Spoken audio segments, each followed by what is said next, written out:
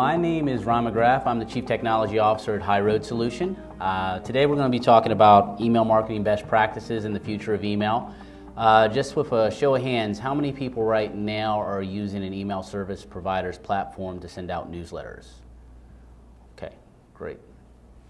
Okay, so what I'm going to do today is really, this is not a sales pitch for HighRoad. So I'm going to talk very generically about best practices, things that you want to be doing in your email programs. These are things obviously we partner with our clients on and we do with them. But whatever tool you're using, you can take advantage of the tips I'm going to give you today. We are working on an integration with Go members, and I will actually talk about a couple key areas when we come up to certain best practices that involve the integration points that we're developing. And then obviously any questions you have at the end. If you do want to know more about HighRoad Solution, Cindy Pesci just stepped in. She's at a booth, lone person at a booth here, so feel free to go to her and ask questions. But again, I wanted to make this very generic so you can get benefits from it whether you're using our platform or another platform. So we want to start with the objective, which is really when you're sending out email communications, the idea here is you want your audience, your members, your constituents to be getting value from these email communications, and you want them to get more engaged in the communications and hopefully your overall organization. So that's your goal. And so what we're going to talk about is kind of the entire email marketing process, starting from creating a message and things you want to think about when you're doing that in terms of best practices, baking those best practices into your process directly, delivering the message, and then giving your recipient, your member, control over the communications and content they receive from you. When members are in control, they feel more powerful and you're going to get better performance out of your email communications. And then obviously measuring the effectiveness of these things that you've done, learning from that process, and then repeating the process over. So if you're doing the things correctly, it's an iterative process where your email marketing program will get stronger over time. So let's start with defining some benchmarks in terms of you being able to gauge your success. So when we look at our 400 plus clients and we comprise our email analytics, or if you look at a Marketing Sherpa study, or if you look at some of the other email service providers like Campaign Monitor or MailChimp, when we look at the association vertical, which is a lot different than, for example, a retailer, we want to look at those specific types of organizations and the open rates that you want to be experiencing. Anywhere between 20 to 24% open rates on your newsletters are very, very good open rates. And so that's really what you want to be striving for. Anything above that is obviously means you're doing a lot of the right things. And so one of our clients that we work with is ASAE. One bit of news that we released on Tuesday is we have actually been chosen as their endorsed vendor for all email marketing and messaging technology. So we're very excited about that. Thank you. And we've been able to do some really great things with them. Their marketing department's very strong. They send out, their challenge is they send out a ton of email communications. I'm a member of ASAE, and I get a lot of their communications. And so you can see right here, when we comprise and aggregate the reporting, they're experiencing over 33% open rates, which is significant. There's a lot of things they're doing within their email campaigns. One thing I'll point out in this newsletter now is they make an effective use of a TOC, table of contents at the top. And so the reason that's effective is if that email was sent to everyone that's in this group, this room right now, what resonates with me might be, for example, stuff about technology, whereas you might be more interested in something about social. So the table of contents allows the audience to kind of pinpoint what is important to them and then drill further into that particular content. So you always want to have a table of contents at the top of your email messages. Another organization we work with is Meeting Planners. There's what I like about their newsletter, they've developed this actually in-house themselves, is you're looking at pretty much the whole newsletter. I cut off some of the pictures at the bottom and there's a little footer. You'll notice that their newsletter is not very vertical. One of the things that they're experiencing in their newsletters, which is different, is typically in vertical newsletters you'll see clicks at the top and it quickly goes down to 0 because people don't tend to like to scroll very far in emails. Because their newsletter is not very vertical, they get click-throughs throughout the entire message. So that's an effective use. The other thing is you notice that they make an effective use of pictures. They only give teaser text with a lot of read more links. Again, kind of the idea of the table of contents. the key thing here is whatever email marketing platform you're using, you want to make sure you have visibility in terms of these types of analytics to analyze what's going on in the messages and what's working and what's not working for you. So what could be more important than open rates? A lot of people, when they think about email marketing, they think about open rates. Any feedback in terms of other things you'd want to be looking at in terms of your email communications outside of open rates? Click-throughs. Yep, click-throughs, absolutely. Anything else? Bounce rates. That's definitely important, especially if you're getting any third-party lists. You definitely want to look at your bounce rates. Bounces, a lot of bounces actually will impact your deliverability and your email reputation over time. Anything else? Conversions. Exactly, exactly.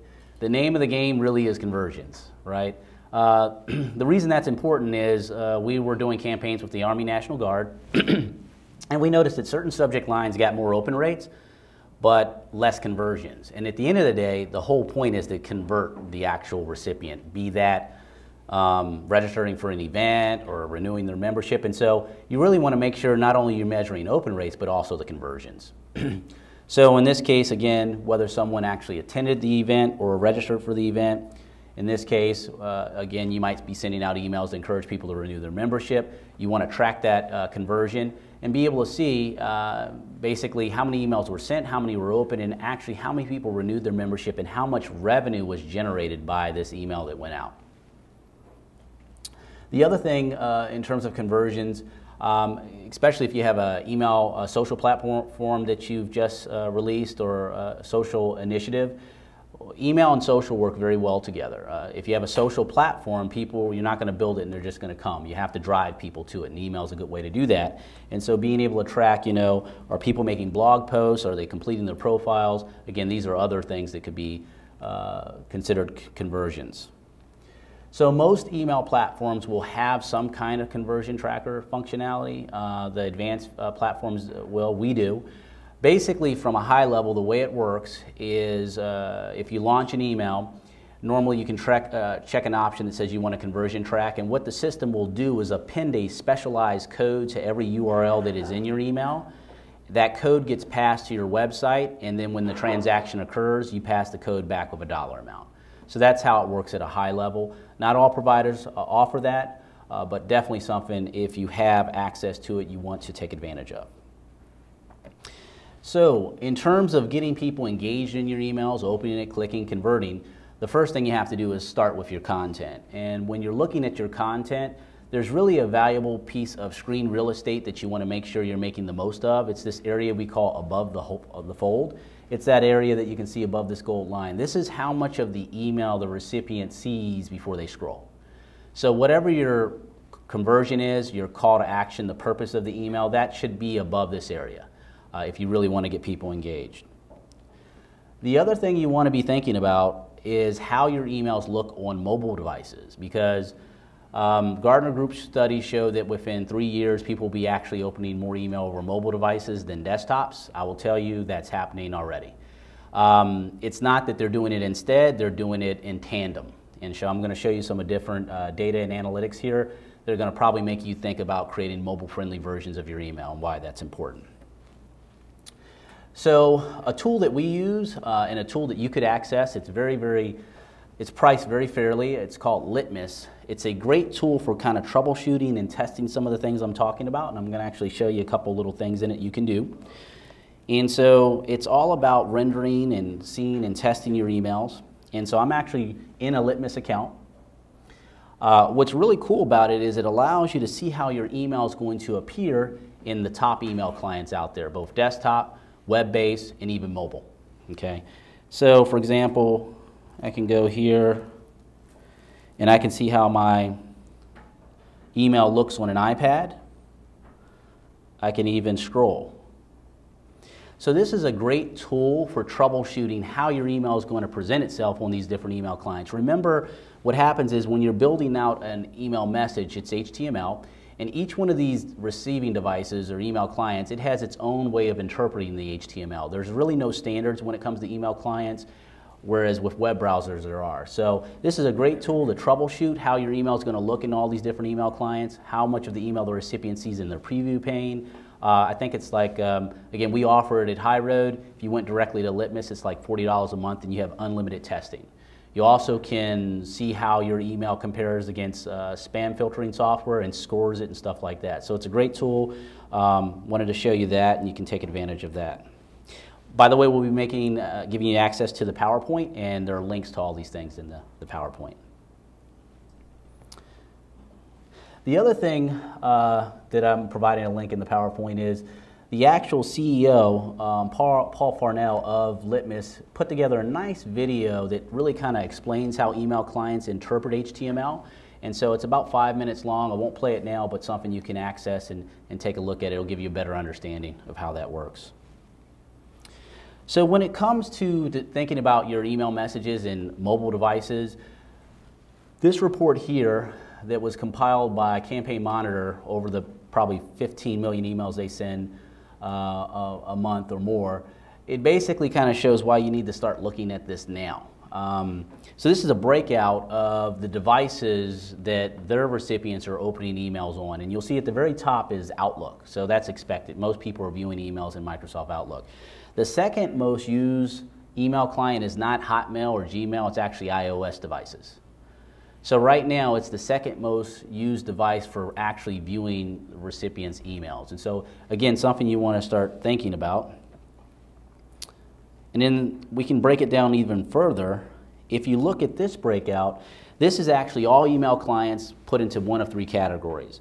The blue is desktop email clients, the green are web-based email clients, and the orange are mobile email clients. And you can see that the trend is there's a downward slope for the other two email clients or category of email client where mobile is actually increasing. Okay? The market share right now is predominantly held by iPhones, as you can see, and then iPads and then Androids. And so these are the things you want to start considering and thinking about when you're thinking about mobile devices and email. Okay? So we actually conducted a survey where we asked people, you know, if you get a mobile email that doesn't look good, what do you do with it? And you can see here that 3.5% actually said they file it. 17.70% actually said they look at it on their computer, so they'll go to the computer and look at it. This is troubling. 18% said they unsubscribe. And then 69% said they delete it. Okay, so you can see this is a big deal right now, and so it does require you to take the time to generate a new version of your email, but you can see here some compelling reasons of why you should be doing that. And if I didn't labor the point enough, I'll actually show some videos of the interviews. If I get an email on my mobile device, on my iPhone, that doesn't look good, I probably just delete it right away. I delete it instantly. Are we talking about physically, like the graphics, and if it's just a poorly constructed email? If I get an email on my cell phone and it looks awful, I delete it before I read it. Ditto. I'll just trash it. If I get an email on my cell phone that doesn't look good, I usually just ignore it or delete it right away. Delete. Emails that come to my phone that aren't work-related, I delete them from my phone, but not necessarily from my email account, just so they're not on my phone. So then later on, when I'm on the computer, I'll go through, and whatever ones I do recognize, I'll either open, or if not, I delete them. If it's messed up on my mobile phone, I don't even click on it, I just delete. You can see people are deleting them. All right? So in terms of what is actually a mobile-friendly version of your email, so this would be a typical newsletter that you might send out. Again, there's some particular things in there that I'll point out in a second. The key here is a mobile version of it would be still HTML because the mobile device can render HTML, but not as wide, so it's going to look better on the actual mobile screen, probably have less imagery so it loads faster. Things you want to think about in terms of, again, the beauty of email is we don't just send it, we all receive it, and so sometimes when we're sending it, we don't put ourselves in the perspective of when we're receiving it. So when you think about these things, just think about it in terms of what you do every day when you access your email account. Here's a really nice looking version of a mobile-friendly email. Again, it just renders very nicely on the mobile device and basically can get to the information you want to very quickly. So now that you actually have a nice looking email communication, the other thing that you want to think about is the actual content within it. One of the things that you want to make sure that you're doing is that you're doing a lot of segmentation. What that means is, for example, with our integration to Go members, we're going to be pulling over a lot of fields in segmentation. The reason being is smaller lists tend to outperform larger lists all the time. So if you're sending out more focused, targeted emails, you're more likely to get people engaged. The other thing here is within a lot of systems such as ours, you can actually use that segmentation to power the content within the email communication. It's something that most providers call dynamic content. I'll give you an example of this, but it is a really effective use of segmentation, and our clients that experience higher open rates are doing a lot of this. And so you can see here a template that I was building out. At the top is what looks like a personalization tag. So it would be like field information from Go members, but it's a little bit more. It's actually what we call a dynamic content tag, and an entire content block, HTML blocks, will change here based on my segmentation, okay? So if I go back again, my segmentation here was I was sending one newsletter to 3 separate lists. Now these lists, again, could be segmentation coming over from Go members. In this case, this is segmentation based on what people clicked on in the past. So based on articles they've clicked on in the past. So this is a technology newsletter. We have stuff on strategic stuff, social, and leadership. So based on what they're clicking on, we know what their preferences are. So how can we use that information? Well, with dynamic content, what you're doing is you're sending out one newsletter to 3 different lists, but that content tag gets replaced with a content block based on what they've clicked on in the past. So you can see people that are more interested in stuff, leadership issues and technology, well, that area above the fold speaks directly to them based on what they've done in the past. And people that are more interested in social stuff, they get a lead story more relevant to them. So these are things you can be doing in your email communications that are going to get you better performance and uplift on your open rates and click-throughs. So the other thing that you want to think about is how emails are actually consumed by recipients. There's definitely a systematic approach to how this is done. It happens in microseconds. But when you receive an email, the first thing you do is you're scanning and looking at the actual front email or the sender name. If you don't recognize it, you typically don't open it, right? You move on. The next thing is the subject line appealing to you? Is there something in the subject line that makes you want to read more? A lot of times people actually have preview on, and so you're going to see part of the email message. Is that content relevant? And that's going to drive whether they look at more of the message, if they read the entire message, if they click through the email. So systematically, this is how an email is consumed by a recipient when it hits their inbox. So knowing that, there are things you want to think about in terms of best practices. So when we look at the breakdown of a promotional email, you got the sender name, the subject line, the pre-header. Anyone have a clue or have any ideas of what pre-headers are? Pre-headers? Okay. Let me show you what pre-headers are and why they're important, what you can do with them. So typically what the pre-header is basically the first bit of text or content within your newsletter. And typically what we recommend with pre-headers is something like, you know, if you can't view this in your email client, it's not rendering properly, click on here to view an online version. That's one use of a pre-header, kind of the first text. Another popular pre-header, and these are all good things to do, is make sure that, you know, if you want these types of emails, add this email address to your address book. What that's going to do is when you're in the recipient's address book, it guarantees your email goes to their inbox, and it also, if they have image blocking on, will normally automatically load the images in your email. So you definitely want to be in the recipient's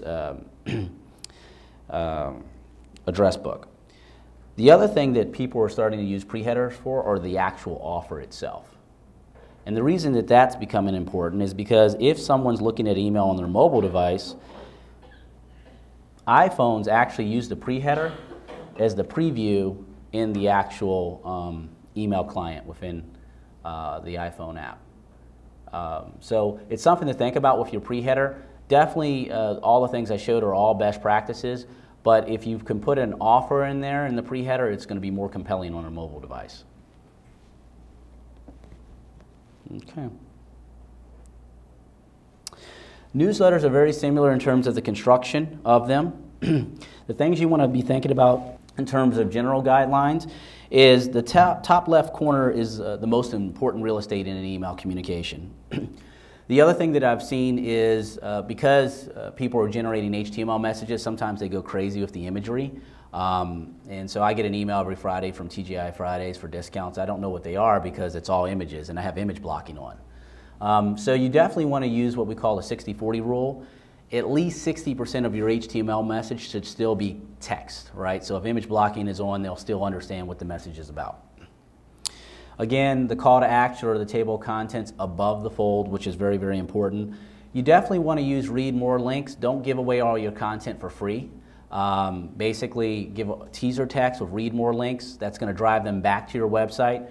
Really think about your emails, your website on wheels. It's a way to kind of, a member gets up in the morning, they may not think about the value you bring to them, so it's a way to drive that value to them, get them to click through the email back on your website, and hopefully they get more engaged in your organization.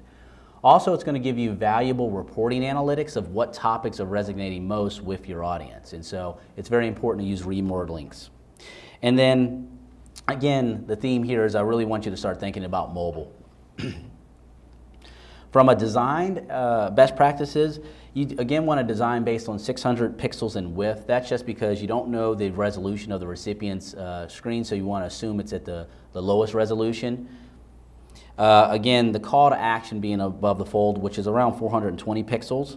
And then remember, white space is a design element, right? I see a lot of newsletters that are very, very busy, so sometimes less is more. In terms of email coding best practices, if you're going to use CSS, do it inline.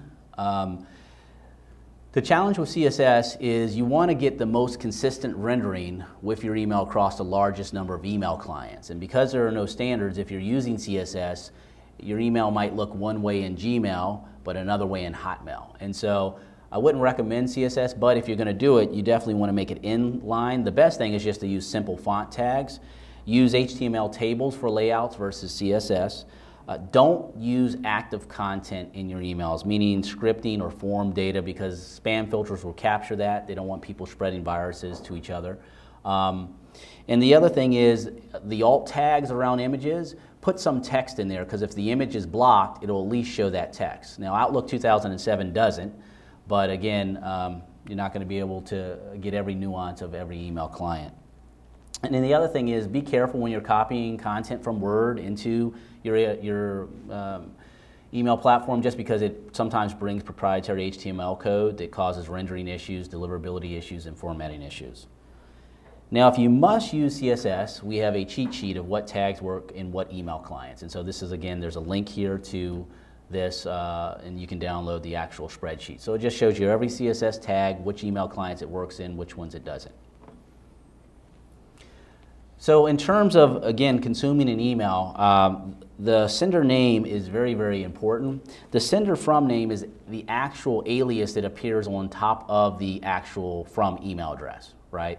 So the from email address is something you want to be consistent with. Again, because if the recipient has added that to their address book, you want to get the benefits of that. But the from name is actually the alias that appears on top of it. And the key thing here is, you look at the left and you see people that didn't put a lot of thought into their actual from name, and on the right, good ones. And you can see the ones on the left, out of the box, they look very spammy, And so based on these studies, 73% of people click on spam based on the from line. And so these are things you want to think about. Just little things like that are important. And then 56% cited knowing and trusting the sender is a reason to open the actual email. The next thing is looking at the subject line, and this is typically what people want to play the most with and see what's effective. So the main thing is you want to make sure it's engaging and benefit-oriented. You want to make sure it's unique for each issue. So if you're sending out newsletters, probably put the month or the date of the actual newsletter. Put the important information first. Obviously, you don't want your subject lines to look spammy. And then the important thing that you'll see based on the study that was conducted is you want to match the subject line with the content, and not just focus, again, on opens, but more on conversions. So basically, there was a study conducted by an email service provider on, what were the most effective subject lines to use, and because there's a lot of kind of talk about that. And so this study that was conducted, you can see here on the left, the ones that got the best open rates and the ones on the right got the worst open rates. Anything you notice about them in terms of patterns and trends? What's that? Company name. Yep. The ones that got good open rates are kind of straightforward and boring. Right? It's newsletter, something like that. The ones that got the worst are the salesy, pitchy ones, right? So it shows, again, that being very direct in your actual subject line is actually going to get you better performance. So it's really simple. The subject line should basically describe the subject of your email, right? So that's the key thing. With your audience, the beauty of an email platform is you don't have to go on what I'm saying or a marketing Sherpa study. You can actually test it yourself. And that's something that I highly recommend everyone do. So whatever email platform you're using, make sure it has what we call A/B testing. What that means is there's a feature in the product that's going to make it extremely easy for you to say, okay, we're getting good open rates, but I'm going to challenge this email with a different subject line and see if that gives me any uplift on my open rates.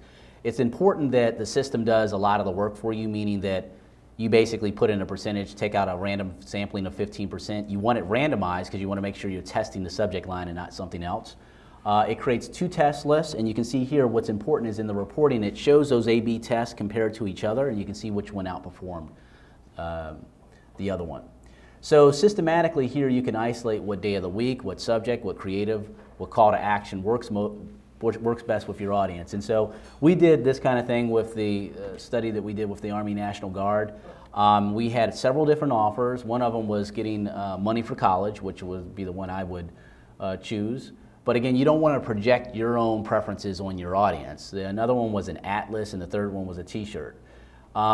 Every test we did, people will do a lot for a t-shirt. It just outperformed everything else. And so I think a year later, someone emailed us about not getting their t-shirt. So again, testing is very, very important. That's going to actually separate you in terms of getting better performance out of your emails. In terms of future things you want to think about, things you can actually, the future is now is kind of the theme here, is you actually now can embed video inside some of your emails, specifically to Hotmail addresses, because more email clients are supporting HTML5, which actually supports embedded video. So if you ever wanted to see, does that give us better open rates on our email communications, you could actually pull out all your Hotmail addresses and send them an embedded video clip and see if you get better performance. And so I just have a little clip here in terms of how that works. It's a little older when it first came out, so this person discovered it at the time. It's public knowledge now that this works.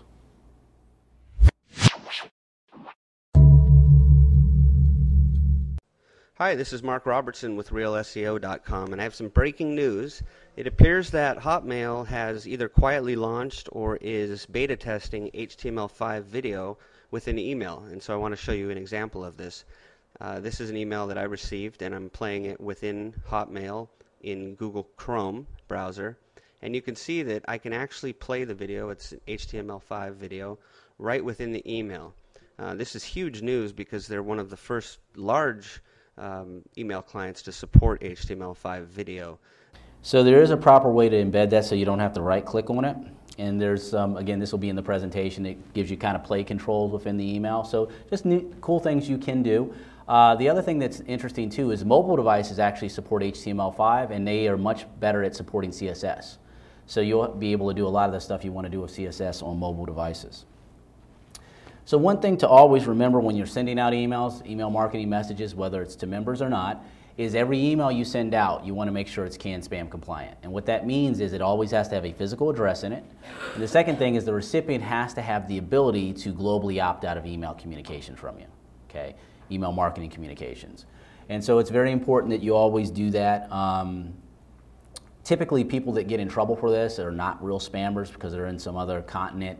No one knows where they're at. It's normally a major brand where someone was annoyed and upset with them and they made a thing out of it. So you definitely want to make sure your email communications are compliant. So we did, part of our study is one of the questions we asked is, when you opt out, what is the primary reason? And you'll see here, relevance was one of the main reasons. Again, your email communications, you want to make sure they're relevant in terms of the emails you're sending out and targeted. frequency is oversaturating your actual members with email communications. And we do have several clients that send out a daily digest. Nothing wrong with that as long as it's completely opt-in. Only send that to people that explicitly opt in to receive it. NAM does it, they get great open rates on it, but it's just completely for people that opt into it. And then inbox overload. So you can see here, these are the reasons why people opt out of email communications. One way to prevent that from happening is you want to implement not just a CAN-SPAM compliant process, but more of a full-blown email preference center. So yeah, at the bottom they can globally opt out, but at the top they can just be very specific about the types of communications they want to receive from you. And this is, again, by the way, another integration point with Go members where we'll write this data back to Go members. Key things here is this client here does it by communication type. Some clients do it by newsletter. So it doesn't really matter how you do it. The key thing here is less is more on these pages. If your page is very, very busy, you're less likely to get someone to engage it. Every additional question you ask on a survey or form decreases the chances someone's going to complete it by 7%. One thing that I love that MOA does, they send with us 2 million emails a month, and they get about 38 to 46% open rates. A lot of segmentation, full-blown email preference center, integration to the AMS. You'll see here what they do too is they use what we call both primary and secondary branding. So MOA is the primary brand. The secondary brand is actually the communication type. And why that's important is if someone actually gets this email and they click on the link to go to the preference center, again, they're able to basically bucketize the actual email communications they're getting and determine what they want and what they don't want. So that secondary branding is very, very important. Now with ASAE, they had to have a busier page just because of all the email communications that they send out. The one thing that they do is they actually have 2 different versions of their page. They actually have 3. They have a member, which is this right here because I can get all these member benefits, and then they have a non-member page that doesn't have the member benefits, and then they have a prospect page. So again, with integration, this is something that can be done dynamically. Okay? And then the other thing I recommend is if someone, for your global opt-out, we normally show some kind of extra message that lets the person know what this really means. They're about to remove themselves from all email marketing messages, but not transactional. And I'll talk a little bit more about transactional and what those are and how you can take advantage of those. Okay? The other thing that you want to think about is we've been focusing a lot on segmentation, targeting, working and thinking about the content itself, making sure it renders properly. But it's not all just about that. It's also when someone is sent an email. And every individual customer or member or constituent has a customer lifecycle with you. The email space calls this lifecycle messaging, and it's basically taking advantage of and communicating with your customer at critical times as that lifecycle changes. So for association, what that might be is you sign a member up. The sign-up process itself might trigger a series of emails that they get. So instead of orientating them under just a single email, maybe they get a sequence of emails over 4 weeks that lets them know what it means to be a member of your organization. Again, that's something that can be automated using a platform such as ours with integration. The other great application for that are membership renewal campaigns, so that 90, 60, 30 days before a membership expires, they're getting automated emails. So again, lifecycle messaging, very, very important, something you can definitely take advantage of. Another big thing that's going on right now is between email and social and how things are converging. There's a lot of talk about social just because it's the hot topic and interesting. So one of the things I kind of want to flesh out here is, how email and social work together. There's really kind of three areas I would look at. One is they're complementers, right? Again, if you have a social platform or social site, you have to drive people to it. And email is a great way of doing that. The other thing is a lot of email platforms are adding more social capabilities to the platform. So for example, what we call social share, which basically allows the recipients of your email to share your content, your email communications on their social platforms. So this is really popular, something that we do and several platforms also offer.